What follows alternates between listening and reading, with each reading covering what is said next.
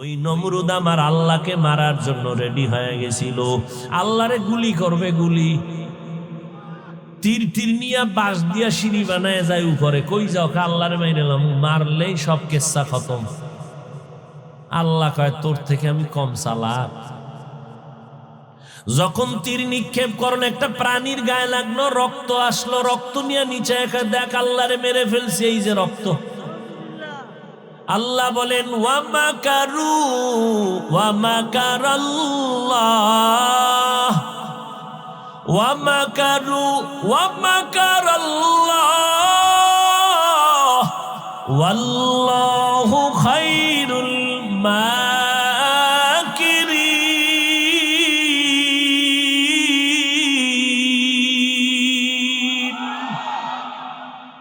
এই নমরুদ্দারে মারার জন্য আল্লাহ কি পরিমাণ ফেরেশতা পাঠাইলেন।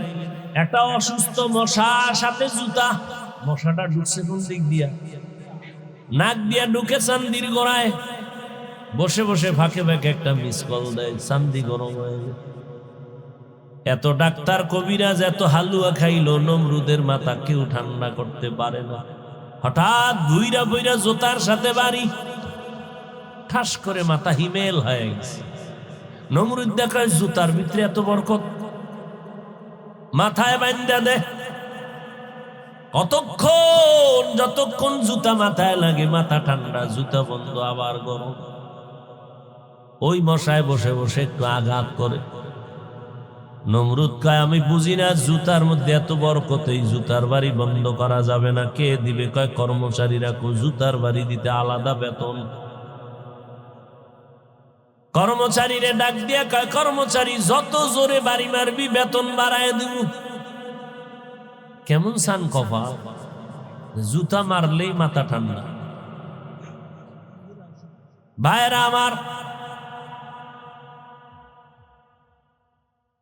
আল্লাহ পাক রব্বুল আলামিন দেখায় দিলেন এত বড় বীর বাহাদুর, জুতার বাড়ি খাইয়া ধ্বংস হয়ে গেল। আজও দুনিয়ার কোন বেঈমান সন্তানের নাম নমরুদ ফেরাউন রাখেনি। যদি বলি 1 লাখ টাকা দিব প্রত্যেক মাসে, সন্তানের নাম রাখবি নমরুদ ফেরাউন, বেঈমানেরা রাজি হবেনি। নবীনগরের বাঙালিরে যদি কই সন্তানের নাম ফেরাউন রাখবি নি, লাভ 1 লাখ। একটু 3 দিন সময় দাও, একটু ভাইবা নেই। বাঙালি তো 3 দিন পরে বলে দিয়ায় দিবিনি। কহ দিন কসম খাইয়া কইছ, টাকাটা টাইম মতো বাড়ায় দিস। ফেরাউন নাম রেখে দিব, পরে তওবা করে নিব। কারণ এই করোনার ভিতরে 1 লাখ টাকা তো কম না। এর নাম বাঙালি। কুয়াশার ভিতরে কিচ্ছু দেখা যায় না। ও রাস্তার এক সিপায় আগুন, কেউ ওখানে আগুন জ্বলে কেন? পেছনে এক আহাম্মক দাঁড়ানো আছে। আগুনের পেছনে একটা কে দাঁড়ানো? আহাম্মক, ওর মুখের ভিতরে আগুন।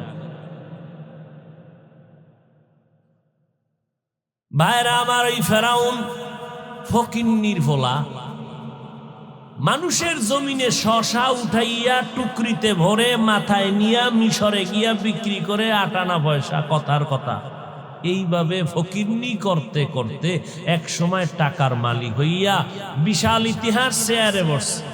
হামান রে বানাইছে ওজিরে আজম। চেয়ারে বয়া ফেরাউন বলে, হামান কি জাহাবনা? কয় ভিতরে তো গরম গরম ভাব।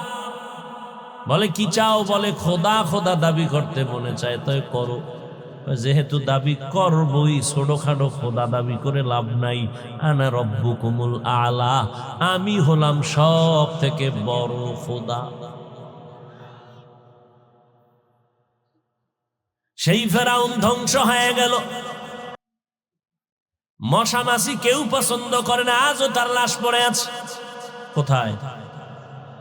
কোটি টাকার মালিক দেখো, অভাব হয় না দূর। গরিব ঘুমায় আরাম করে, মনটা বাহাদুর। ফেরাউনের লাশটা দেখো মিশর জাদু ঘরে, খায় না মাটি পোকা মাছি, সবাই ঘৃণা করে। হৃদয়ে থাকিবে যার নম্রতা সাদা, রহমত আসিবে সে থা প্রভুর ওয়াদা। বড়র বাড়াই থাকলে দিলে রহমত আসবে না, নিজেকে নিজে ছোট মনে করিও সাদা। উঁচু জমিন থেকে পানি নিচু জমিনে যায়, তেমনি খোদার রহমত আসে নম্রতার হৃদয়।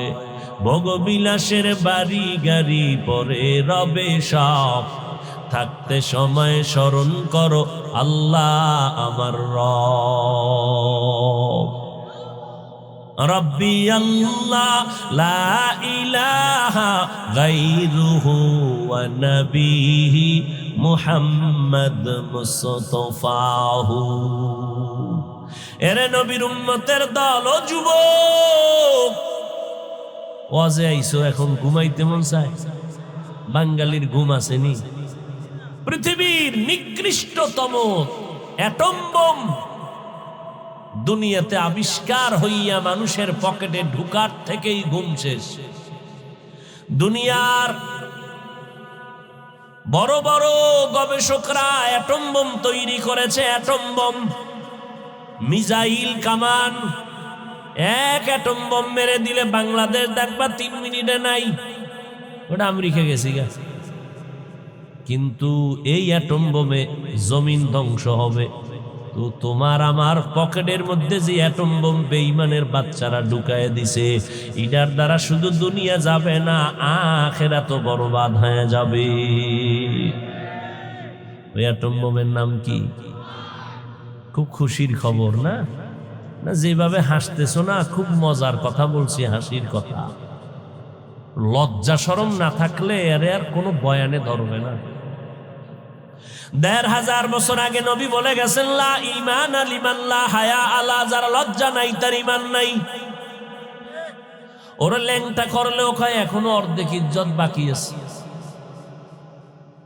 এরে যুবক, তোমার মতো যুবক জীবনে মাদ্রাসায় পড়ে নাই, আলিফ বা তাও শিখে নাই। একটু নজর দিয়া তাকাইয়া দেখো, স্কুলে পড়ে, কলেজে পড়ে, 5 বেলার নামাজ পড়ে, 1 বেলার নামাজও বাদ দেয় না। তোমরা জিব্বা নাড়াইয়া একটু সাক্ষী দাও, আমি সত্য বললাম নাকি মিথ্যা বলেছি। তোমার ক্লাসের যুবক যুবতী যদি নামাজ পড়ে, বলো বাবা তুমি কেন পারবা না? অথচ তুমি আল্লাহ মানো, নবী মানো, কোরআন মানো, জাহান্নাম জান্নাত মানো, সব তোমাকে এত বয়ান করে বুঝাইতে হবে কেন? আরে আমাদের কথা মিথ্যা কেন মনে করেছো? তোমার চোখের সামনে আজ আমরা নবীর আদর্শ মানতে গিয়ে কই আমাদের সম্মান তো মোটেও কমলো না, আমাদের ইজ্জত কমে নাই। অতএব তুমি কেন নবীর তরিকার মালা গলায় লাগাইতে পারো না? আল্লাহ বলে, বান্দা আয় তওবা কর। আমি আল্লাহ তওবার দরজা খুলে রাখলাম, তওবা কর, কান্নাওয়ালা তওবা। আমি জিন্দেগির গুনাহ একটা সেকেন্ডের মধ্যে তোমারে মাফ করে দিব। ও নবীর উম্মতের দল, আল্লাহর দরবারে কান্না করো, তওবা করো। আজকে তুমি আল্লাহর নবীর উম্মত হইয়া সেই নবীরে চিনতে পারলা না। অথচ সাহাবায়ে কেরামের ইতিহাস, 10 জন সাহাবা জান্নাতের টিকেট পেয়েছেন। এর মধ্যে আবু বকর, ওমর, ওসমান, আলী। জীবনটা ভর এদের ইলমের অভাব নাই, আমলের অভাব নাই, তাকওয়ার অভাব নাই। আবু বকরের মতো বান্দা কত দামি। মদিনার নবী বলেন, ও দুনিয়ার উম্মতেরা, আমার আবু বকরের দাম কত? আবু বকর সব মুমিনের নেক আমল যদি এক পাল্লায় দাও, আমার আবু বকরের নেকের পাল্লা ভারী হয়ে যাবে। ওই আবু বকরের জান্নাতের টিকিট রেডি। তারপর আবু বকর ইবাদত বাড়াইয়া রাতের বেলা নামাজে দাঁড়ায় দাঁড়ায় কান্না করে। নবী নামাজের পরে বলে, আবু বকর নামাজে কাঁদলেন কেন? আবু বকর বলে, আল্লাহর আদালতে হাজির হওয়ার ভয়, এই জন্য কান্না করেছি। বলে, ভয় কেন? আপনার না জান্নাতের টিকিট রেডি? আবু বকর চোখের পানি ছেড়ে বলে, নবীজি, যেই আল্লাহ জান্নাতের টিকিট দিয়েছেন, ওই আল্লাহ যদি একদিন বেজার হয়ে যায়, টিকিট ক্যান্সেল হয়ে যেতে পারে। আবু বকরের মতো বান্দা কত দামি, সে যদি কান্না করে, জান্নাতের টিকিট পাইয়াও যদি জীবনভর কান্না করে, আমি কবরে কেমনে থাকবো? ওমরে ফারুক যদি জীবনটা দিয়া কান্না করেন, ও ভাইজান, তোমার আমার এলেম নাই, আমল নাই, তাকওয়া নাই, টুকটাক যা করি তাও অহংকারী ভাবের কারণে সব সওয়াব বরবাদ হয়ে গেল। যেইভাবে সেজদা দিলে আল্লাহ খুশি হবে, জীবনটা কাটায় তো একটা সেজদা ওইভাবে দিতে পারি নাই। যেইভাবে নামাজে দাঁড়াইলে আমার আল্লাহর আরশে আজিম কাঁপতে থাকবে, ওইভাবে নামাজ পড়তে পারি নাই। ওরে মানুষের মজার বয়ান দিলাম, অথচ আমি আল্লাহর কাছে মজাদার হইতে পারলাম না, আল্লাহরে আমার কলিজায় মজাদার বানাইতে পারলাম না। আমাকে মানুষ কত মোহাব্বত করে, সম্মান করে, এত মজার বয়ান, কিন্তু আমার অন্তরে কিবিরের কবিরা গুনাহ, হাসাদের কবিরা গুনাহ, গীবত শেকায়াতের গুনায় আমার অন্তর ভরে আছে। বয়ানটা কইরা গাড়ির মধ্যে বসিয়াই আমি বাসায় যাওয়া পর্যন্ত মোবাইলে ফেসবুক চালাই, নাচ গান, নাউযুবিল্লাহি মিন যালিক। আমি গুনার কথা বলতেছি, গীবত শিকায়াত করতেছি, চোখ দিয়া ফেসবুক চালাইতে বাড়ি গেলাম। ওরে বাড়ি যাই আল্লাহ না করুন না জানি ঘুমায় পড়লাম, ফজরের এখনো 2 ঘন্টা সময় বাকি। এমন একটা ঘুম দিলাম, টাটকা বয়ান কইরা গিয়া বাসায় ঘুম দিলাম। 10টায় উঠা দেখলাম ফজরের আর নামাজের কোনো খবর নাই। এই যদি হয় আমার হালাত, মানুষ আমারে যতই প্রাথমিকভাবে সম্মান করুক, এই সম্মানের কোনো মেয়াদ নাই। হঠাৎ করে দেখবা তুমি বর্ষো হঠাৎ করে মাটিতে পড়ে গেছো। যদি সাহাবায়ে কেরাম জান্নাতের টিকিট পাইয়া কান্না করেন, তো তোমার আমার আমল নাই, এলেম নাই, তাকওয়া নাই, কিচ্ছু নাই, উল্টা অহংকারের জায়গা অন্তরের দিয়া দিলাম। আমার জিহ্বাটা মিথ্যা বলে নাপাক করে ফেললাম, গীবত করে নাপাক করে ফেললাম। অন্যের ভালো সইতে পারি না, কবিরা গুনাহ। নিজের প্রশংসা করতে মজা পাই, কবিরা গুনাহ। অন্যের প্রশংসা শুনলে মেজাজ গরম হয়ে যায়, কবিরা গুনাহ। এত বড় বড় গুনাহ নিয়ে আমি চলতেছি, অতএব আমার কি পরিমাণ কান্না দরকার। অথচ আমার এই মাহফিলের মধ্যে কত মানুষ মোনাজাতে কান্না করে, আমার কপাল খারাপ, আমার চোখে এক ফোঁটা পানিও নাই। ও আল্লাহর বান্দারা, চোখে পানি না আসা কেউ বাহাদুরি মনে করবেন না, বরং আল্লাহর কাছে তওবা করবেন। কান্না যদি চোখে না আসে, এই বয়ানে এই মোনাজাতে যদি কান্না না আসে, আর কবে কাঁদবেন? কান্না না আসাটা রহমত নয়, বরং চোখে পানি আসা আল্লাহর বড় নেয়ামত, বড় রহমত। আল্লাহ কন ফালিয়াজহাকু কালিলা ওয়ালিয়াবকু কাসীরা। নবী বলেন ইবকু ফা ইল্লাম তাবকু ফাতাবাকু। বেশি করে কাঁদো, যদি কান্না না আসে বাহানা করো, এরপরও তোমার সওয়াব হবে। ও নবীর উম্মতের দল, সন্তান যদি মা বাবার শাস্তির ভয়ে যদি কাঁদে, ছাত্র যদি উস্তাদের শাস্তির ভয়ে কান্না করে, আমার আল্লাহর আযাবের ভয়ে কি এত কম? আবু বকর যদি আযাবের ভয়ে কাঁদে, ওমর যদি জাহান্নামের আযাবের ভয়ে কান্না করেন, ওসমান রাদিয়াল্লাহু আনহু যদি কান্না করেন, ও আল্লাহর বান্দারা, আপনার আমার কি পরিমাণ কান্না দরকার। নিজেও মানুষ হইতে পারলাম না, নিজের ছেলে মেয়ে স্ত্রীকে মানুষ বানাইতে পারলাম না। মানুষ আমারে কত সম্মান করে, আজকে আমারে আগাইয়া নিতে কত মানুষের ঢল, কিন্তু যেদিন আজরাইল হাজির, ওই দিন আমার বক্তাগিরি সব ধ্বংস হয়ে যাবে।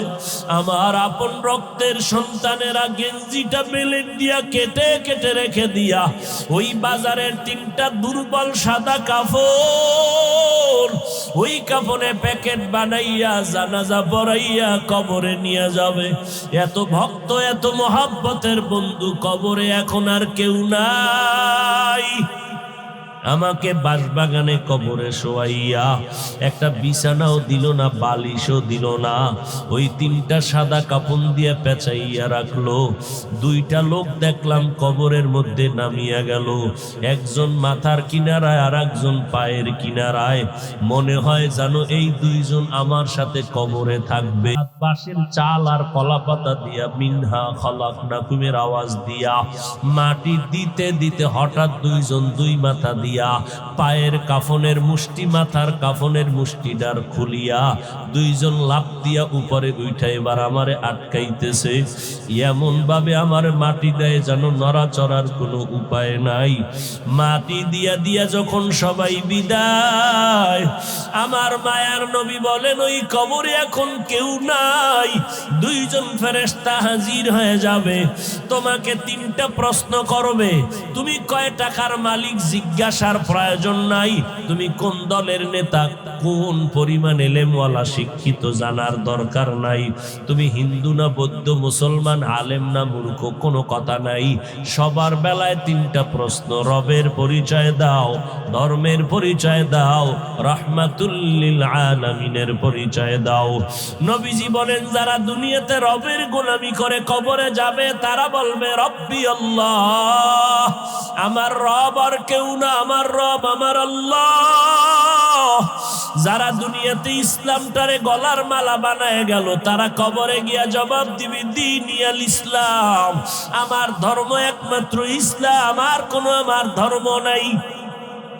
দুনিয়াতে যারা নবীর সুন্নতের আমল করিয়া যাবে, আঙ্গুলের নখগুলো কেমনে রাখবা সেখানেও নবীর সুন্নত যারা মানবে, জুতা কেমনে পরিধান করবা সেখানেও নবীর সুন্নত যারা মেনে চলবা, ওরে বাবা চুলগুলো রাখার ভিতরে নবীর সুন্নত যারা, নবীর তরিকায় চুল রাখবা, এইভাবে সুন্নতের আমল করিয়া যারা কবরে যাবে, নবীকে দেখাইয়া বলবে এই বান্দা নবীরে চিনুনি বলো।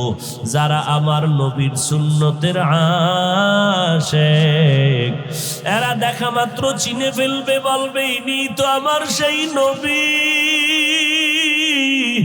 যেই নবীরে না দেখে দাড়ি রাখলাম, টুপি পরলাম, আলেমদের মোহাব্বতের বয়ানে নামাজ পড়লাম। কত মানুষ টুপিওয়ালা বলে গালি দিল, পাগড়িওয়ালা বলে গালি দিল, তারপরে নবীর সুন্নত ছাড়ি নাই।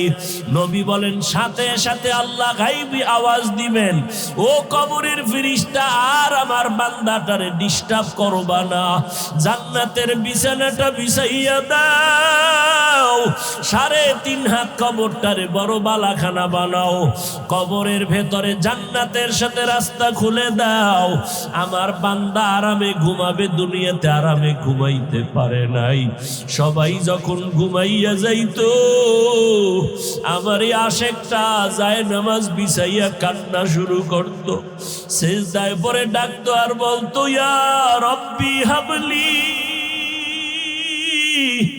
আমাকে ডাকতো আর চোখের পানি ছেড়ে কান্না করতো। ঘুমাইতে পারে না, খেতে পারে না, এখন আরামে ঘুমাবার ব্যবস্থা করে দাও, কিয়ামতের আগের দিন পর্যন্ত আমার বান্দা আরামে ঘুমাবে। নবী আফসোস করে বলেন দুনিয়াতে যারা রবের গোলামি করে না, ইসলাম মানে না, সুন্নতের আমল না করিয়া তওবা না করে গুনাহ নিয়ে কবরে যাবে, তাদেরকেও যখন 3টা প্রশ্ন করা হবে, ওই নাফরমান বেনামাজি গুনাহগারেরা বলবে হা হা লা আদরি, আফসোস আমি কিছুই জানি না, কিছুই জানি না। নবী বলেন সাথে সাথে আল্লাহ গাইবি আওয়াজ দিয়া বলবেন, ও কবরের ফেরেশতাই নাফরমানের ধর,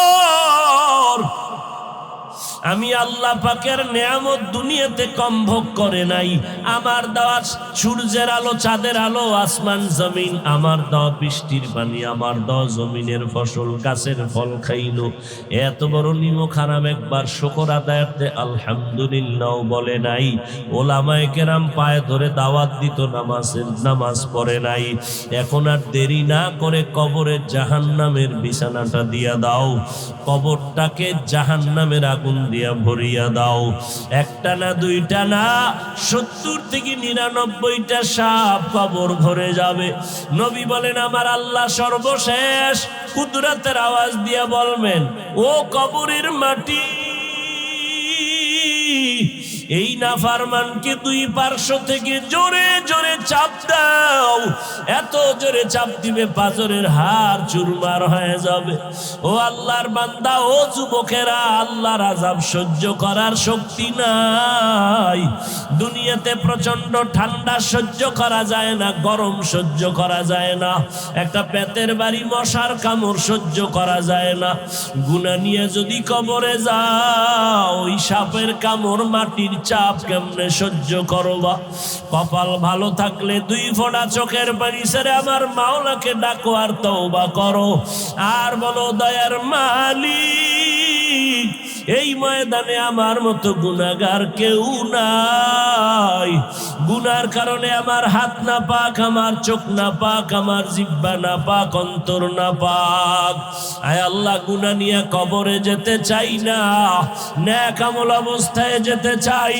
জাহান্নামের আগুন সহ্য করার শক্তি হবে না রে আল্লাহ।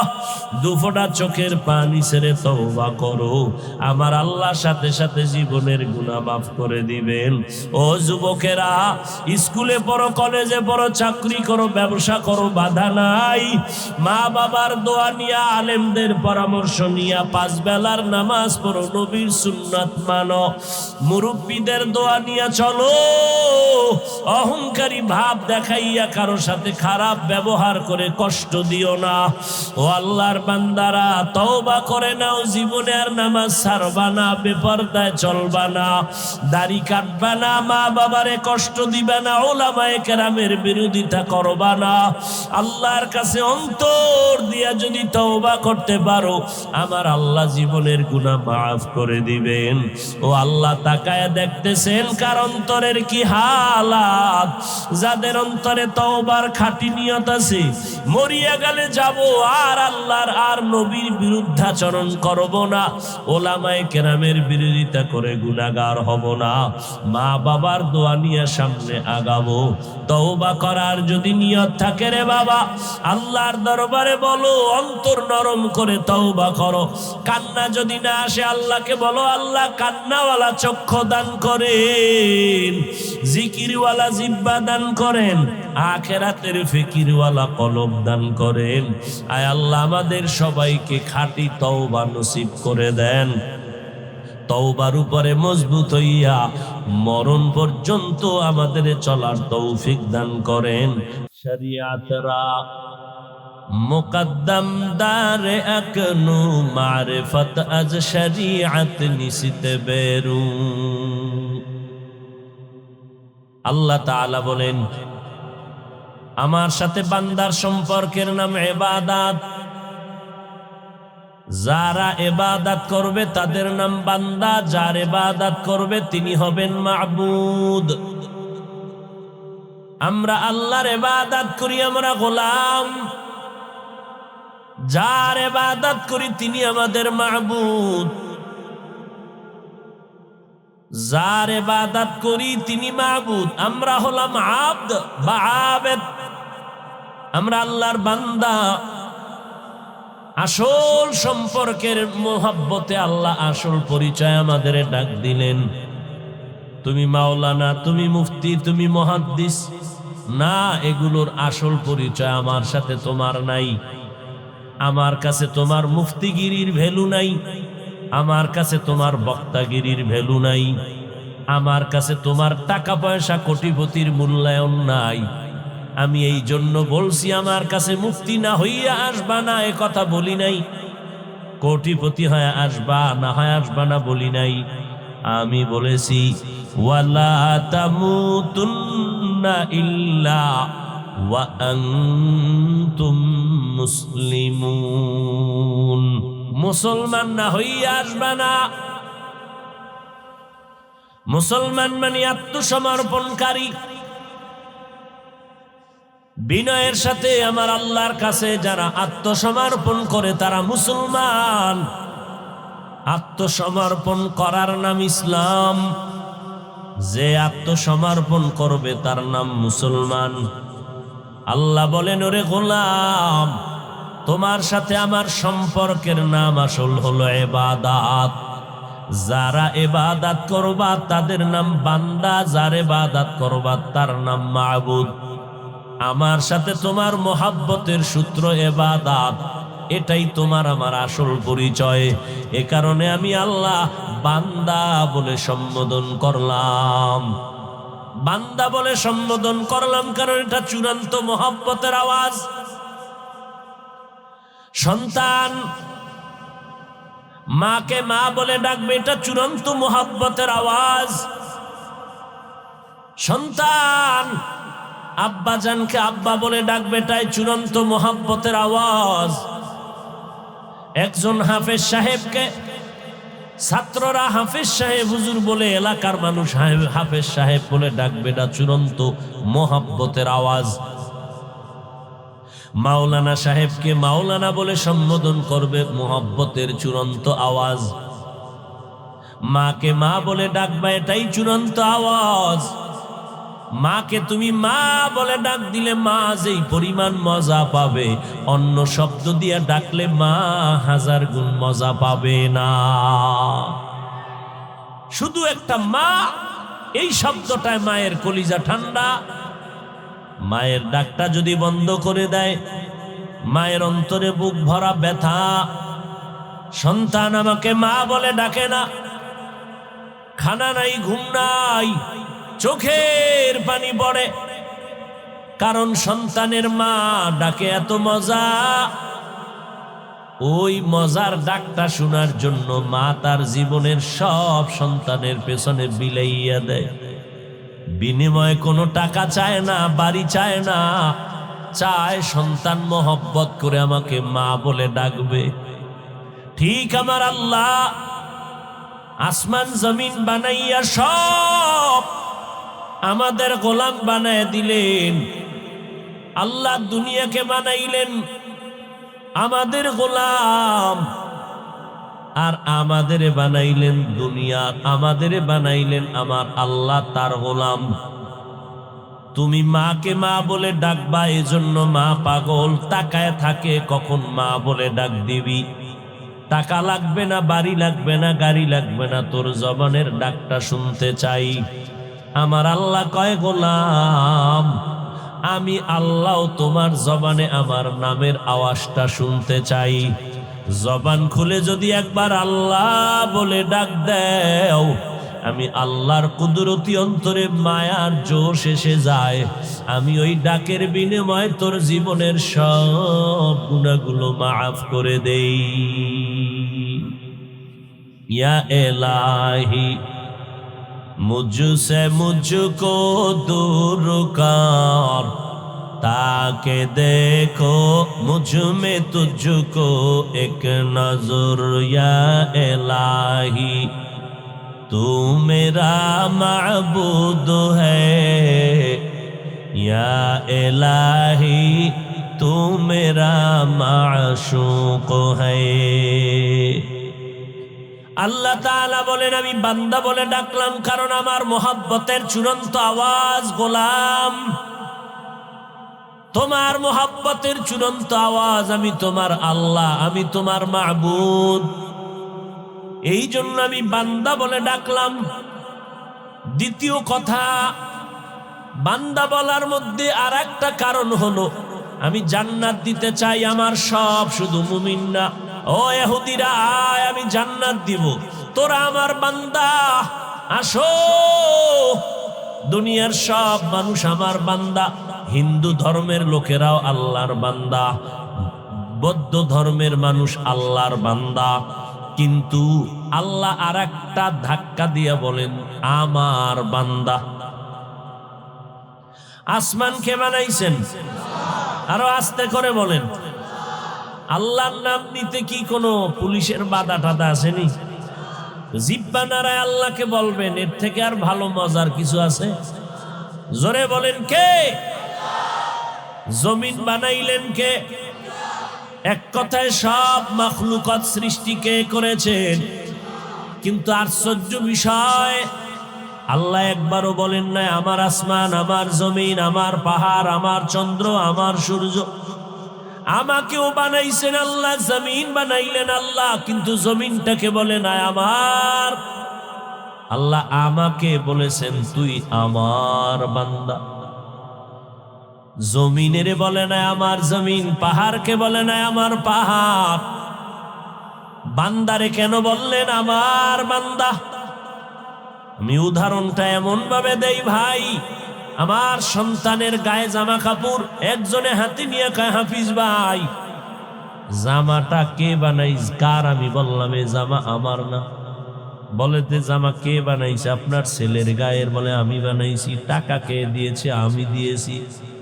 টেইলার্সের মিস্ত্রি মজুরি কে দিয়েছে? আমি দিয়েছি। আমি টাকা দিলাম, আমি বানাইলাম, সব আমি। এরপরে যখন বলে জামা কার? আমার না। টুপি কার? আমার না। জুতা কার? আমার না। ছেলে কার? আমার। ছেলে কার? আমার। ছেলে আমার, জামা বানাইছি আমি, ওটারে আমার বলি না কেন? টাকা আমি দিছি, বানাইছি আমি, কিনলাম আমি, মজুরি দিলাম আমি, তবে আমার জন্য বানাই নাই। জামা আমি বানাইছি কিন্তু আমার জন্য বানাই নাই, ছেলের জন্য বানাইছি। এই জন্য বললাম জামা আমার না, ছেলে আমার। আসমান আমি বানাইছি ঠিক, তবে আমার জন্য বানাই নাই, বানাইছি আমার বান্দার জন্য। এজন্য আমি আমার আসমান বলি নাই। বলে বান্দা কার? বান্দা আমার। কারণ আসমান বানাইছি বান্দার জন্য, জমিন বানাইলাম বান্দার গোলামি করার জন্য, আর আমি বান্দা বানাইলাম আমি আল্লাহর গোলামির জন্য। অতএব আমি আল্লাহ তোমাদের বান্দা। আমার বান্দা বলার আর এক কারণ হলো, জমিনের মধ্যে সব আমার বান্দা। বান্দা বললেই তো কার বান্দা? আমার বলে আবার ইশারা করলেন কিছু কিছু বান্দারা, এরা আল্লাহর বান্দা স্বীকৃতি দিতে অনাস্থা, চিন্তা করে আল্লাহর বান্দা স্বীকার করতে একটু প্রস্তুত না। চিন্তা করে আমার ক্ষমতার পাওয়ারের তো কোনো সীমানা নাই, আমার টাকার অভাব নাই, আমার ক্ষমতার অভাব নাই। এই জন্য আল্লাহর বান্দা অনেকে স্বীকার করতে একটু চিন্তা করে। এই রকম বিদিন বেঈমান এই জমিনে আছে না না? অহিন্দু ধর্মের মানুষেরা, ওরা 33 কোটি দেবদেবীর পূজা করে, কল্যাণ অকল্যাণের মালিক মনে করে। শীতলা দেবী আছে একজনের নাম শীতলা দেবী, এর কাছে গিয়া যদি মহব্বতে কাঁদতে পারে জীবনে কলেরায় ধরবে না। মনসা দেবী আছে, মনসা দেবীর কাছে গিয়া যদি বিনয়ের সাথে কাঁদতে পারে কোনোদিন সাপে আঘাত করবে না। লক্ষ্মীর কাছে যদি জিন্দেগি ভর বিনয়ের সাথে কান্না করতে পারে জীবনে ফকিন্নি হইয়া মরবে না।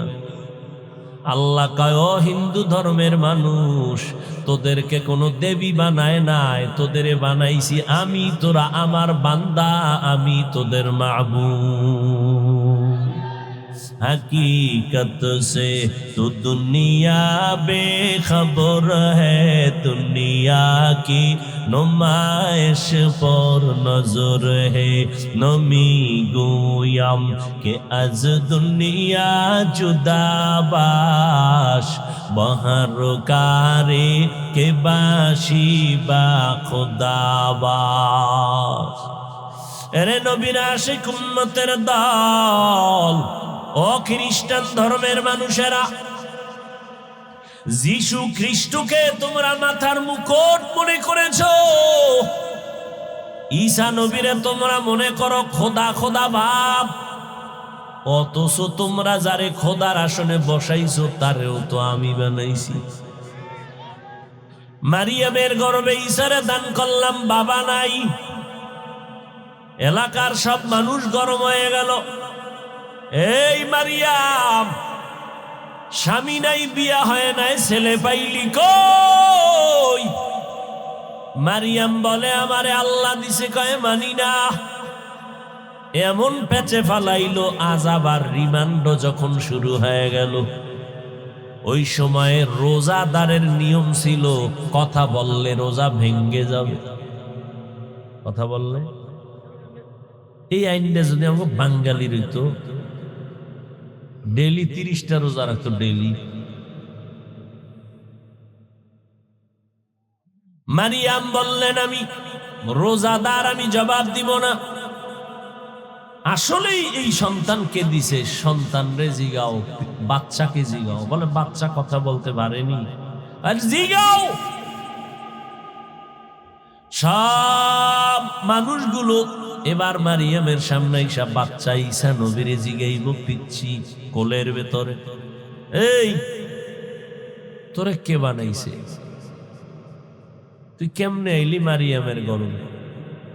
সাথে সাথে ঈসার জবান খুলে গেল, আওয়াজ তুলে বললেন, ইন্নী আবদুল্লাহ আতানিয়াল কিতাব। আমি আল্লাহর গোলাম, আমি আল্লাহর বান্দা, আমারে আল্লাহ বানাইছেন। আমার আল্লাহ চাইলে সব পারে, বান্দা চাইলে কিছুই পারে না। কাদের কুদরত দারি বর কামাল, আন্তা রব্বি আন্তা হাসবি জুল জালাল। তুহি কাদের জলিলুল্লাহ জাহাদার, বহর হালে তুহি মেরা নিগাহদার। আল্লাহ চাইলে সব হয়, বান্দা চাইলে কিছুই হয় না। আল্লাহ চাইলে মদিনার নবী চায় আবু জাহাল কালেমা পড়, আল্লাহ কয় আমি চাই না আবু জাহাল কালেমা পড়বে। নবী চেষ্টা কম করেন নাই, আবু জাহালের জবানে কালেমা জারি হয় নাই। এরে নবীর উম্মত, আমার আল্লাহ চাইলেন ওমরের মতো বান্দা কালেমা পড়বে, কালেমা পড়েই ফেললো। কালেমার বদৌলতে আল্লাহ ওমরের এমন পাওয়ার দান করলেন, এখন ওমর যেই পথে চলে শয়তান ওই পথে চলে না, পালায় যায়। কেমন বেড়া, শয়তান দেখলে পালায় যায়। আমগো এক বাঙালি কয়, হুজুর আলহামদুলিল্লাহ শয়তান আমারে দেখলেও পালায়। কেন তুই ওমর নি? কয় না, তো পালায় কেন? কয় আমি শয়তানের থেকেও বড় শয়তান। শয়তান জানে না যে এই পথে 4টা আকাম আছে, যে আকামের খবর আমি জানি। শয়তান এগুলো জানে না। যেই ওমর অর্ধজাহান শাসন করলেন খেজুর পাতায় বসে, কোনো গার্ড নাই, সিকিউরিটি গার্ড নাই, বডি গার্ড নাই, অর্ধ দুনিয়া শাসন করে গেলেন, কোনো গার্ডমার্ড নেই। আজ 1500 বছর পরে সোনার বাংলায় দাঁড়াই এক মাওলানা কয় ওমরে ফারুক ভণ্ড।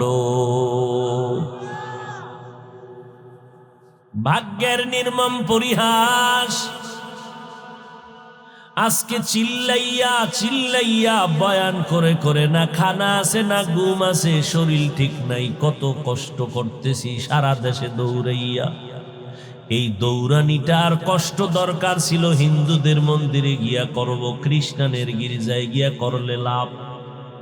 কিন্তু ওদিকে যাওয়ার টাইম কই? 365 দিন তো মুসলমানের বুঝাইয়া পায়ে দইরা দইরা বয়ান কইরা মোনাজাতটা দিয়া গাড়িতে উঠতে না উঠতে দেখি মুসলমান বিড়ি মুখে নিয়ে বাজার থেকে বয়দান থেকে বাড়ি যায়। এই যে এত মুসলমান এখানে, আজকে অনেক আশেকেরা এখানে বসছে, ফজর পড়ে নাই, জহুর পড়ে নাই, আসর পড়ে নাই, মাগরিব পড়ে নাই, এশা পড়ে নাই। অথচ জিজ্ঞাসা করি যদি বলি বাবা নামাজ লাগেনি, বলে হুজুর আপনার ঈমান আছে? যদি বলি বাবা কয়েক ওয়াক্ত লাগবে, কয় 5 ওয়াক্ত। মাঝে মাঝে ছেড়ে দেওয়ার লাইন আসেনি, কয় না সবই ফতুয়া দিলারে বাবা, একবারও নামাজের আজান শুনে মসজিদে যাও না। আবার উল্টা ধমক দেও, নামাজ না পড়লে কি হবে, দিল পরিষ্কার, হুজুরদের থেকে আমরা অনেক ভালো। ও বাবা, তোমার আমি হাসির কথা বলি না, আসলে যদি তোমার আকল ঠিক থাকে, আমার যেই কথা বলতেছি এগুলো শোনার পরে তোমার লজ্জা থাকলে কান্না করা দরকার। দিলে ভরা অহংকার, চিনো না আজ খোদার ঘর। দিলে ভরা অহংকার, চিনো না আজ খোদার ঘর। নামাজের লাগিয়া কি তোর মোটেও মায়া লাগে না? নামাজের লাগিয়া কি তোর মোটেও মায়া লাগে না? চিন্তা করে দেখো না, কবরে কি যাইবা না? যেই কবরে আল্লাহ সারা বন্ধু কেহ থাকবে না। চিন্তা করে দেখো না, কবরে কি যাইবা না? চিন্তা করে দেখো না, কবরে কি যাইবা না? এ দুনিয়া সারিয়া কোথায় যাবি ভাগিয়া? এ দুনিয়া সারিয়া কোথায় যাইবা ভাগিয়া? মরণ তোমায় লইবে ঘিরি, যতই করো বাহানা। মরণ তোমায় লইবে ঘিরি, যতই করো বাহানা। চিন্তা করে দেখো না, কবরে কি যাইবা না? যেই কবরে আল্লাহ সারা বন্ধু কেহ থাকবে না। চিন্তা করে দেখো না, কবরে কি যাইবা না? এ দুনিয়ায় সবই পার, কবর যে তোর আসল ঘর। এ দুনিয়ায় সবই পার, কবর যে তোর আসল ঘর। কেমনে সেথায় থাকবি পরে, শুধুই মাটির বিছানা। কেমনে সেথায় থাকবি পরে, শুধুই মাটির বিছানা। চিন্তা করে দেখো না, কবরে কি যাইবা না? যেই কবরে আল্লাহ সারা বন্ধু কেহ থাকবে না। চিন্তা করে দেখো না, কবরে কি যাইবা না? অবশেষের ঠিকানা শুধুই মাটির বিছানা। মরণ থেকে যতই পালাও, মরণ তোমায় নিবে ঘিরি। যদিও সুদূর আকাশ পানে লুকাও, সেথায় লাগিয়ে সিঁড়ি। নদী পথে নৌকা চালাও ও মাঝি ভাই, বেলা ডোবার আগে আমি ওপার উঠতে চাই। ডুবে গেলে বেলা রে আর উঠে না, ভেঙ্গে গেলে মেলা রে আর জমে না। কয়দিন আর বাহাদুরি করবি রে যুবক? এই বয়সে কত যুবকের লাশ কবরে রাখলাম, কত যুবকের জানাজার ইমামতি করেছি। ও বাবা, তুমি আজকে বয়ান শুনতেছো, আল্লাহ না করুন আগামীকাল ঠিক এই সময় তুমি হতে পারো হসপিটালের রোগী। আল্লাহ বানাইতে পারেনি? ওই আমার মাওলারে ভয় করো রে বাবা, দুনিয়া কিছুই না, কয়দিন আর বাহাদুরি করবা। তোমাদের এক আপন বন্ধু হলো গানের শিল্পী মাইকেল। একটা গান গাইলে কত শত ডলার হাদিয়া। এত সুন্দর গানে টান মারতো, যেই গান তোমগো কাছে মজা লাগে, আমার কাছে শুনতেই ভালো লাগে না। টাকার পাহাড় বানাইয়া ইউটিউবে এখনো সার্চ দিলে মাইকেলের চেহারা দেখবা, গান শুনবা। কিন্তু এই বান্দার টাকার পাহাড় যখন হয়ে গেল, ফাইনাল নিয়ত করে ফেললো, আমি মাইকেল 150 বছরের আগে মরণের বিছনায় যাব না। এই বিষয়ে যত প্রস্তুতি নেওয়ার প্রয়োজন নিয়ে নিল, আল্লাহর সাথে পাল্লা। মাইকেল এবার নিয়ত করলো, আমি 150 বছরের আগে মরব না। চেহারাটাকে কমপ্লিট বাঁধাই করে নিল, খালি হাতে কারো সাথে সাক্ষাৎ দেয় না, জীবাণু আসতে পারে। প্রায় 20 জনের মতো ডাক্তার তারে অল টাইম পাহারা দেয়, শতবার খানা চেক করে দেয়। মাইকেল এত সেফ চলে, আল্লাহর কুদরত। একটু আগে বলছি বান্দা চাইলে কিছু হবে না, আমার আল্লাহ চাইলে সবই সম্ভব। আমার আল্লাহ চাইলে হয়, বান্দা চাইলে হয় না। নমরুদ্দা চাইলো ইব্রাহিম নামের কোন বান্দা জমিনে আসতে দেওয়া হবে না। আল্লাহ চাইলেন তোর নাকের ডগায় বাড়াও, ইব্রাহিম রে দিয়া তোর চেয়ারের গুড়া করে সব আগুন দিয়া জ্বালায় দিব। আল্লাহ ইব্রাহিমের নমরুদের নাকের ডগায় পাঠায় দিলেন। ওই ইব্রাহিমের আগুনে জ্বালাইতে গিয়া নমরুদ ধ্বংস হইয়া গেল। ইব্রাহিম নবীর একটা পশম জ্বালাইতে ওরা পারে নাই। হেফাজতের মালিককে ওই আল্লাহ আসেনি।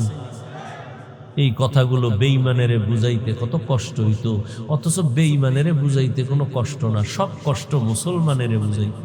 কি এবার বুঝেন আপনারা কি কোয়ালিটি সম্পন্ন মুসলমান আপনি। ও আল্লাহর বান্দারা, ফেরাউন চাইল মুসা নামের কোন বান্দা জমিনে আসতে দেয়া হবে না। আল্লাহ বলেন তোর ঘরে পাঠাইয়া, তোর টাকায় খাওয়াইয়া, বড় বানাইয়া, তোর গালে চর লাগাইয়া তোরে সাইজ করা হবে। ফেরাউনের ঘরে মুসা নবী আসলো, বড় হলেন, গালে চর মারলো। ওই ফেরাউন লোহিত সাগরের চুবানি খাইয়া ধ্বংস হয়ে গেল। জমিনের মধ্যে আজও ফেরাউনের লাশটা আছে। বেঈমানেরা দেখ, তুই যত বড় বাহাদুর দাবি করো, ফেরাউন নমরুদের মতো হতে পারবি না। ওই নমরুদ আমার আল্লাহকে মারার জন্য রেডি হয়ে গেছিল।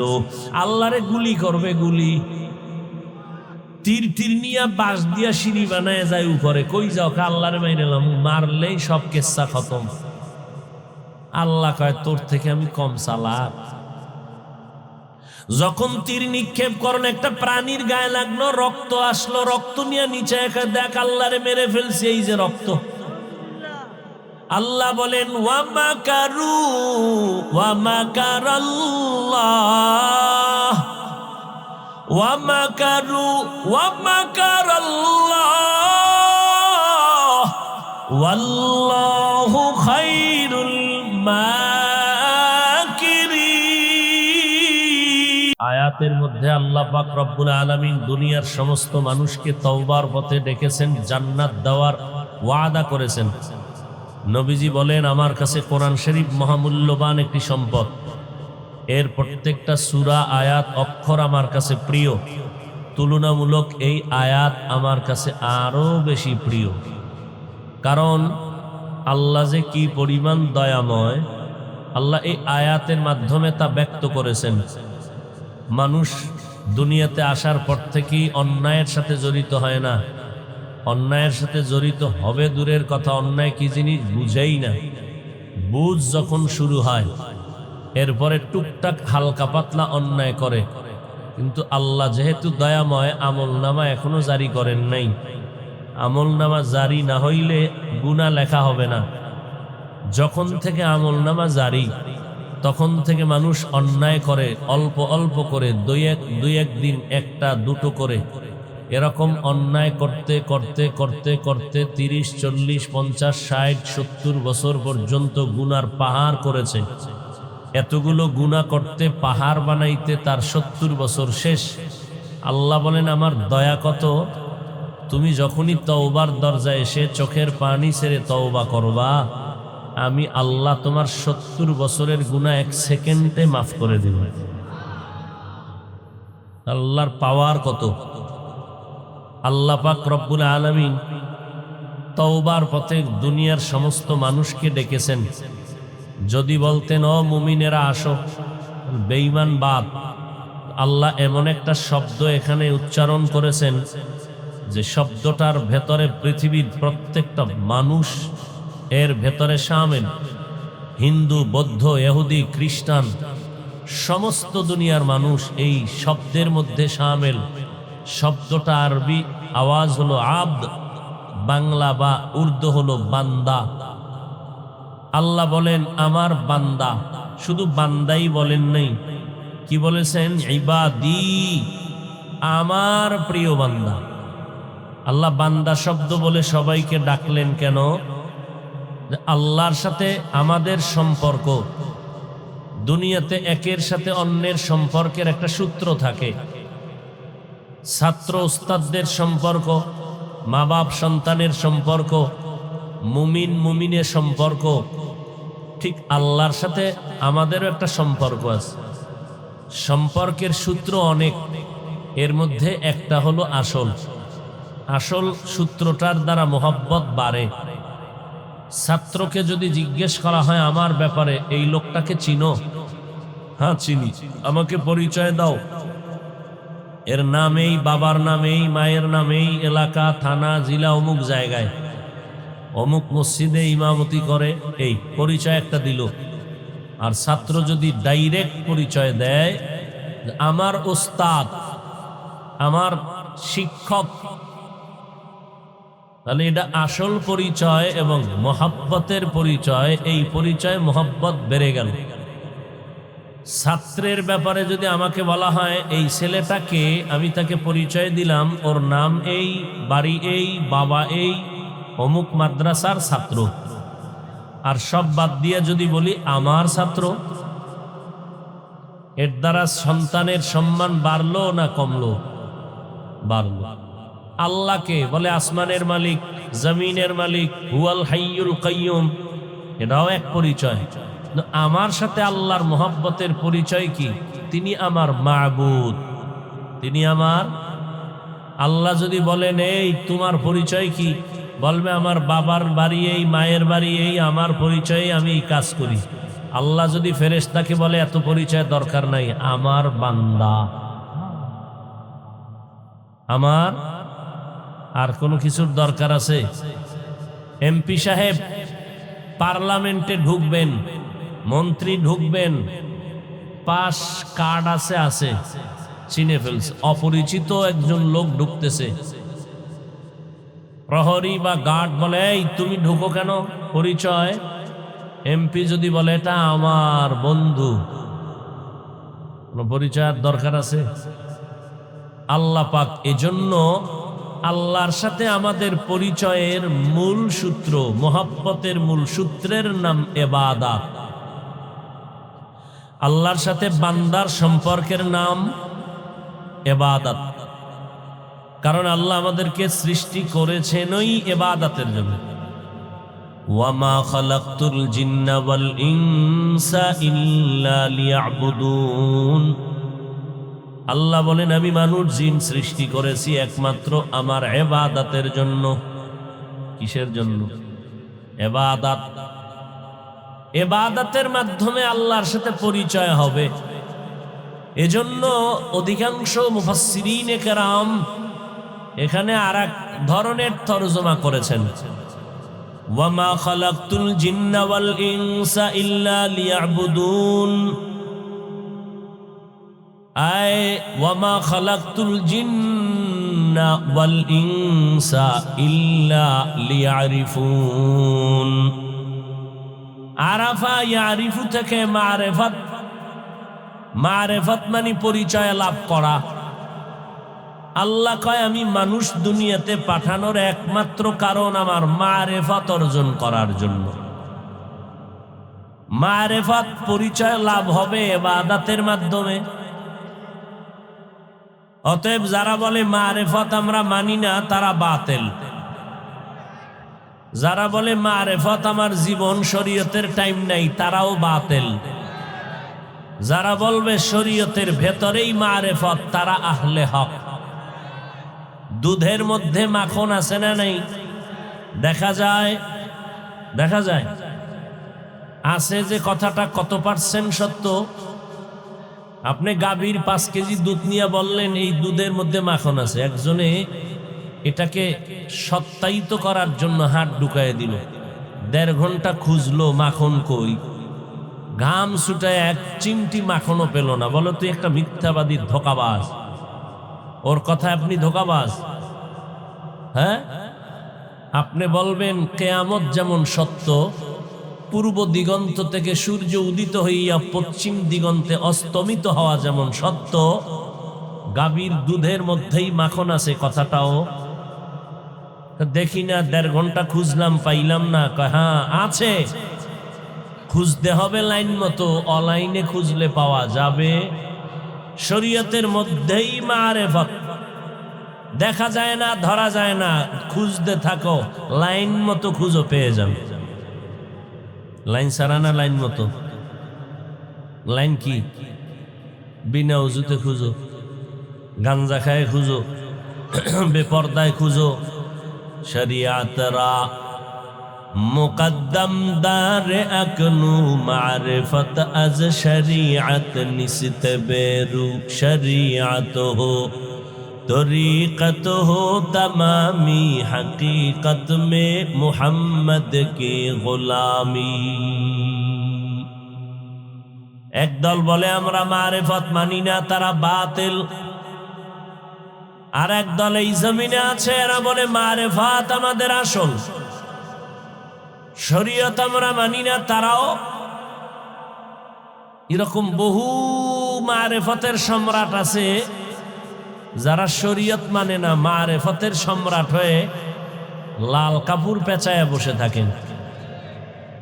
আছে না নাই? এরা আঙ্গুলের নখগুলো সাধনা করে অনেক বড় বানায়। 10 আঙ্গুলে আংটি 20টা। ঠিকমতো গোসল নাই, খাওন নাই, নিরামিষ খায়, সাধনা করে। এরা সাধক, মারিফতের সম্রাট। এদের চুল যেমন লম্বা, মোচ আরো লম্বা। মোচ এত বড় যে এটাকে ঘুরাইয়া কানের উপর দিয়ে নিয়ে ফেলে দেয়। কারণ মারিফতের সম্রাটদের একটা আলাদা গেট আপ থাকতে হবে না, আলাদা এর পরিচয়। পেছন থেকে তাকাইলে নারী না পুরুষ চিনার কোনো উপায় নাই। কথা বুঝেননি? নবীনগর বাসস্ট্যান্ড থেকে ঢাকায় রওনা এক মারিফতের সম্রাট। তো বিভিন্ন বাসস্ট্যান্ডের ভেতরে অনেক ভিক্ষুক ভিক্ষা করে। অন্ধ ভিক্ষুক লাঠি দিয়া টোকাইয়া গাড়িতে উঠে বলল, ও যাত্রী ভাইরা কিছু দিবা? আমি দোয়া করব, অন্ধ মানুষ, আমার দোয়া ফেরত যাবে না, তোমাদের যাত্রাপথ নিরাপদ হবে। দেখবেন শয়তানের সব কাজ কিন্তু খারাপ না, কিছু কিছু কাজ ভালো। এই যুবক, মোবাইলটা নিয়ে এমন করো কেন?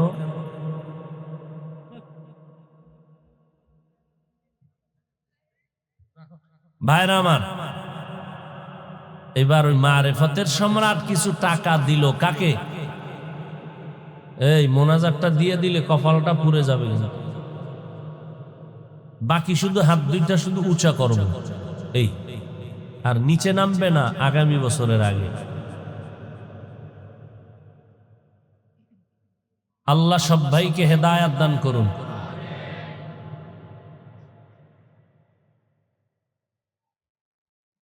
অন্ধ ভিক্ষুককে টাকা দিল। বাসের ভেতরে নারীও থাকে, পুরুষও থাকে। টাকাটা ভাইল যে হাতের মধ্যে আঙ্গুল স্পর্শ করে বুঝলো একটা ভালো নোট পাইছে, এর জন্য একটা ভালো দোয়া করা দরকার। টাকা দিল কে? মারিফতের সম্রাট। কারণ সে মারিফতের সম্রাট না, শরীয়তের সম্রাট না, হলুমান, চিনার উপায় নাই। অন্ধ মানুষ বুঝেও না। ডান হাতটা বাড়াইয়া মাথায় হাত দিছে, চুলগুলো খুব কি বড়, খুব খুশি, মনের মতো একটা দোয়া করে দিল। আল্লাহ চাওয়া মাত্র দিয়ে দিল। পুরুষের কপালে ঠাড়া বলল বোধহয়।